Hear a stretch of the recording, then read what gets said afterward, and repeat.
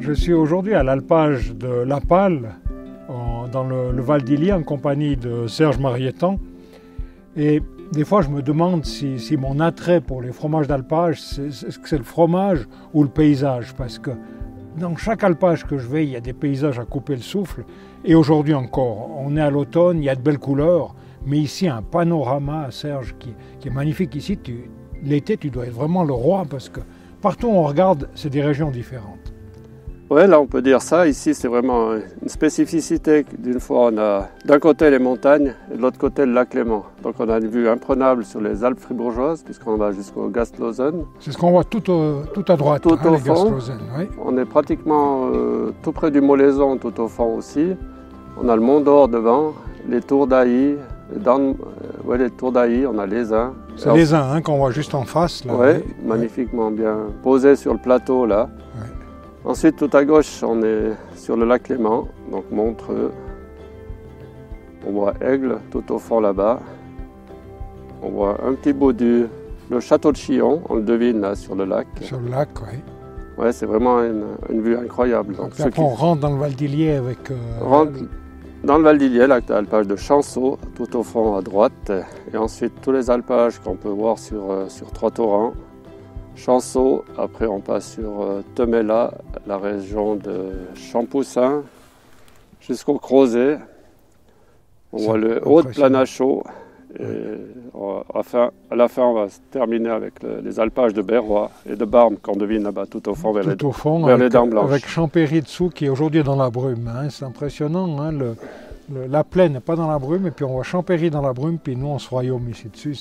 C'est vraiment magnifique. Hein. Et si on fait le tour complet, juste sur ma gauche, au pied des Dents du Midi, l'alpage de Chalin. Encore en plus, et puis alors là on est vraiment en face des Dents du Midi, on est vraiment tout près. On écrase avec la neige. Hey, tu dois être un bienheureux ici l'été. Hein. La fabrication, ça doit être un plaisir quand tu as un paysage comme ça tous les matins. Oui, c'est un tout. On a le bétail le matin qu'on va chercher vers 5h30, 6h. Donc là, quand le jour se lève, la journée elle commence bien parce que c'est vraiment magnifique de voir le bétail paître le matin de bonne heure. Elles sont heureuses ces vaches et puis c'est ça qui nous donne du bon lait. Voilà, donc les vaches passent la nuit dehors, tu vas les chercher le matin pour les traire, après elles ressortent. Non, elles passent la journée en principe à l'étable parce que là on est quand même dans une région où on est en plein soleil, quand il fait des fortes chaleurs, donc elles préfèrent rester un petit peu à l'ombre, tranquille. La journée, elles sont à l'intérieur? Les journées, elles sont à l'intérieur, oui. Et en fin de journée, on fait la traite vers 16h. Et puis on va les ressortir là vers 18h. Comme ça, elles sont au calme le soir, la nuit, tranquille. Elles ne sont pas embêtées ni par le soleil, ni par les mouches. Donc là, on essaye de faire qu'elles soient le mieux possible. C'est amusant, hein, c'est un peu une nouveauté, parce qu'autrefois, ça n'existait pas, ça. Ça n'existait pas. On rentrait le bétail le soir, et puis on sortait le matin. Oui, et là, de faire le contraire, et puis elles sont bien, elles apprécient ça. C'est clair. Là, elles sont sont moins tributaires des grandes chaleurs, surtout en plein soleil toute la journée, donc avec les mouches, etc. C'est pas très confortable pour elles. Je croyais que c'était seulement au centre du Valais qu'on avait beaucoup de soleil. Tu vois, le Val d'Illier aussi. Le Val d'Illier fait partie aussi du Valais maintenant. Et là, tu fabriques ce fromage de La Palle, hein, qui est un fromage qui devient de plus en plus réputé. Déjà, Auvergnat Fromagissime, médaillé à Fromagissime. Souvent, avec l'interprofession, je crois que l'année passée, tu as fait un 20 sur 20, hein, avec l'aide de ton fils, qui fabrique aussi. Hein. C'est une entreprise bien familiale, hein, finalement. Et la question que je me pose souvent, c'est la recette du fromage à raclette, elle est simple. Comment faire pour être meilleur finalement et pour être toujours régulier chaque année et être très bon? Bon, pour régulier, nous on a la chance d'être une entreprise familiale. Donc je travaille avec mes deux fils, Nicolas et Julien. Enfin, c'est plutôt eux qui travaillent, et moi un peu moins maintenant. Tu supervises. Je supervise. Et puis voilà, donc on suit toute la chaîne. Donc le premier de mes fils, Nicolas, il fait des inséminations. Donc on choisit déjà à la base ce qu'on aimerait comme type de vache, type de lait aussi derrière. Donc c'est aussi important. Tu penses que le type de vache va quand même influencer le fromage? La qualité du lait. Quand on fait des inséminations, on regarde plutôt que ce soit bien équilibré en protéines, matières grasses, le veau qui va naître, on choisit le sexe. Maintenant, on a la chance de pouvoir choisir le sexe du veau par les inséminations. Déjà à ce moment-là? Oui, déjà maintenant. Donc, ça fait une dizaine d'années que ça existe. Donc là, on met tous les critères de notre côté. Après, on suit le troupeau depuis la naissance du veau jusqu'à la vache, elle a fini sa carrière. Donc, on suit l'évolution. Surtout avoir un lait de qualité, surtout pas de cellules, quoi, le moins possible, pour garantir un lait bien équilibré et exempt de germes et de microbes. Déjà, etc. le lait à la base a de l'importance. Je veux dire, c'est le primordial pour commencer à fabriquer, quoi. Ah, le secret du bon fromage, c'est la qualité du lait. Il n'y a pas de miracle. Hein. Après, c'est clair, c'est étape par étape qu'on doit être vigilant, régulier. Mais si on n'a pas du bon lait qui arrive dans le chaudron, là, Julien, il m'engueule, quoi. Il dit, mais papa, ça ne va pas ce que tu fais. Donc nous, on est très vigilants à la traite, l'hygiène de la traite, il faut que ça soit très important. Donc on nettoie toutes les mamelles, on fait la traite, après on désinfecte systématiquement toutes les mamelles. Et voilà, la traite, c'est nous, on la délègue pas, quoi. C'est soit moi qui fais la traite, soit un de mes fils. Rigoureux déjà au départ pour avoir déjà le meilleur lait possible. Le meilleur lait possible, sinon il n'y a pas de... On se demandait toujours, est-ce que finalement, si on faisait du fromage qu'avec la race d'airain, est-ce qu'on aura un fromage différent? On n'a jamais eu la preuve.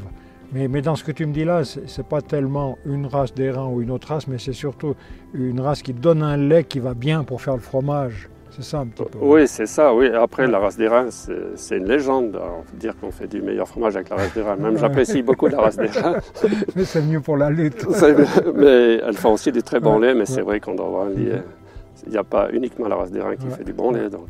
Puis après, dans la fabrication, il faut être très régulier, il faut être très méticuleux, très propre aussi. C'est toujours une question d'hygiène partout. Et puis il faut avoir les connaissances nécessaires. Donc maintenant j'ai la chance de voir Julien qui est avec moi dans la fabrication. Enfin, c'est plutôt lui qui a pris le volet fabrication. Donc lui a appris avec toi, après il a fait le cours de fromager. Il a pris des bases avec moi, il a fait le cours fromager, puis il est arrivé avec ce qu'il avait appris de nouveau, que moi je n'avais pas appris à l'époque quand j'ai fait le cours fromager. Quelques nouveautés qui avaient un petit peu évolué, tout ça, qui fait que... Il y a l'expérience, en plus de, je dirais l'expérience, mon expérience, et en plus de ce que Julien a appris au cours, ce qu'il a amené sur l'exploitation. Et Julien est très méticuleux, c'est un grand travailleur, donc très soigneux dans ce qu'il fait. Il a toujours un peu la même chose, quoi. Il a quand même ce feeling avec le lait. Il sait quand il faut décailler, il sait quand il faut sortir le grain, toujours au bon moment. Donc c'est assez impressionnant déjà. Deuxième ou troisième fabrication qu'il a fait, j'ai vu qu'il avait... la chose. Qui sentait vraiment c'est ce qui m'étonne toujours quand je discute un petit peu avec les fromagers, c'est que la recette est toute simple. Mais il y a ce feeling en plus qui permet de faire le meilleur fromage. Oui, c'est clair. Il y a un coup de main, il y a quelque chose en plus, parce que finalement, si on prend la recette, n'importe qui pourrait faire un excellent fromage à raclette. C'est pas vrai. Non, c'est pas vrai, parce que voilà, si tous les critères ne sont pas respectés, on se plante très vite, quoi. C'est ça qu'il faut faire attention. Tu as raison quand tu parles de minution, où chaque geste doit être bien contrôlé pour arriver à ce résultat-là, quoi.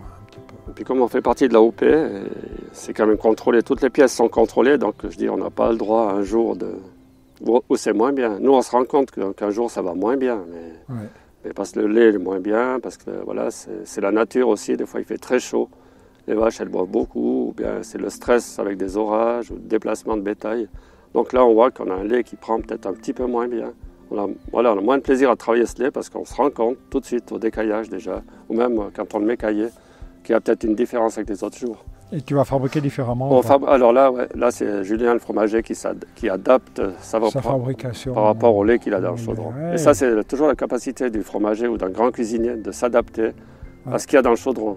Parce que si on suit la recette, 18 minutes pour ci, 22 minutes pour ça, on ne va pas y arriver.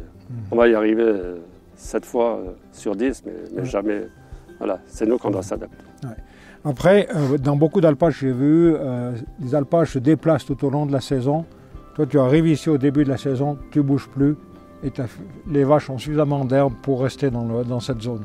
Oui, on a un périmètre qui est quand même assez grand, quoi. Là, nous, on les parque tous les jours on donne un nouveau parc. Comme ça, les vaches, elles sont contentes, elles ont toujours de l'herbe un peu fraîche. Et puis, on évolue comme ça, on fait 3 fois dans la saison, plus ou moins, le tour des parcs. À quelle altitude on est là? Là, on est à 1500, on monte jusqu'à 1700. 1700, et tu commences quand? En principe, on va commencer vers le 25 mai jusqu'au début octobre. Donc on a une saison quand même. C'est un alpage qui est bien situé, donc assez ensoleillé. On a un herbage qui est assez précoce. Alors le fromage, il est fabriqué, il va passer au bain de sel et il va rentrer en cave. Et là, il y a quand même une phase qui est importante. Finalement, c'est l'affinage. Oui, moi je pense toujours que dans la qualité du fromage, il y a 3 tiers. Un tiers, c'est la traite, la qualité du lait. 2, c'est la fabrication. Et 3, c'est l'affinage. Donc, après la fabrication de Julien, on met directement les fromages dans la saumure, bain de sel, 24 heures. Là aussi, Julien m'a apporté quelques éléments essentiels pour améliorer la saumure. La saumure, ce n'est pas seulement du sel avec de l'eau. Il y a 2-3 éléments qu'il faut rajouter pour que le fromage il soit beau extérieurement et qu'il manque de rien aussi à l'intérieur. Qu'il tienne bien. C'est tout un procédé. Après, c'est vrai que la cave, c'est une partie quand même, on ne remarque pas, mais on passe beaucoup d'heures à la cave à frotter ses fromages et ça, c'est aussi une partie qui est très importante, d'être propre aussi à la cave, de savoir gérer l'humidité, savoir gérer le frottage des fromages. Donc, on frotte s'il y a besoin, on mouille plus s'il y a besoin et moins quand il n'y a pas besoin. Donc, il faut avoir un beau dosage. Et au départ, tous les jours. Tous les jours, pendant 10 à 15 jours, on les frotte tous les jours. Pour bien les emmorger, pour que les champignons prennent bien. Qu'ils prennent une jolie couleur. Et après, une fois sur deux, un jour sur deux. Et quand tu arrives au printemps, ta cave, elle est froide déjà. Oui. Elle est en dessous de 12 degrés. Elle a 8, 9 au début de la saison, mais ça se réchauffe assez vite. Ma cave, elle est quand même assez petite et puis on laisse rentrer. Et puis elle n'est pas emmorgée. Et tu n'as pas de souci au début pour que la morge prenne bien? Non, en principe pas. Non, il faut être assez vigilant. Il faut bien frotter, bien mouiller au début, rajouter un peu de sel s'il faut sur la croûte pour faciliter l'emmorgement. Tu vois, là, on a un fromage du mois de septembre, il est bien mangé, il est joli. Oui, c'est un fromage. Bon, après, il y a tous les autres avant. Oui, ça va beaucoup plus vite. D'une fois que l'ambiance est créée à la cave, l'ambiance de la cave, la température est bonne. Après, ça va nettement plus vite. Au début, on a toujours un peu peur, ils sont blancs pendant quelques jours. Mais ça ne va pas prendre, et puis tout d'un coup, ça tourne. Tout d'un coup, ça prend et tout ça. Donc ces fromages, ils vont rester quelques temps chez toi. Après, moi, je viens les chercher. On va quand même passer quelques semaines, voire un mois ou deux, avant finalement d'être mis en vente.